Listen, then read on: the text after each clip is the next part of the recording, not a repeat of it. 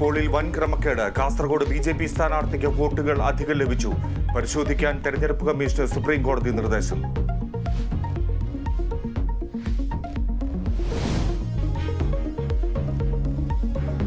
പിണറായിക്കെതിരെ രൂക്ഷ വിമർശനവുമായി രാഹുൽ ഗാന്ധി. ബിജെപിക്കെതിരെ പിണറായി ഒരക്ഷരം മിണ്ടുന്നില്ല. പല മുഖ്യമന്ത്രിമാരും ജയിലിൽ കഴിയുമ്പോൾ പിണറായിയെ ചോദ്യം ചെയ്യുന്നത് പോലുമില്ലെന്നും രാഹുൽ ഗാന്ധി. കെ ശൈലജയ്ക്കെതിരായ വ്യാജ പ്രചാരണത്തിൽ 4 കേസുകൾ. ഇന്ന് കേസെടുത്തത് 2 മുസ്ലിം ലീഗുകാർക്കെതിരെ. LDFിന്റെ വ്യാജ ആരോപണങ്ങൾക്കെതിരെ നിയമ നടപടി സ്വീകരിക്കുമെന്ന് ഷാഫി പറമ്പിൽ. കോൺഗ്രസിനെതിരെ വിമർശനവുമായി യെച്ചൂരിയും പിണറായിയും.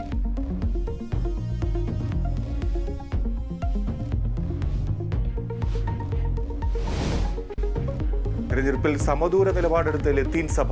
ജാതി സെൻസസ് നടപ്പാക്കണമെന്നും ഭരണഘടനാ മൂല്യം സംരക്ഷിക്കപ്പെടണമെന്നും സഭ. വർഗീയ ധ്രുവീകരണത്തിനെതിരെ പൊരുതുന്നവർക്ക് വോട്ടെന്നും ലത്തീൻ സഭ.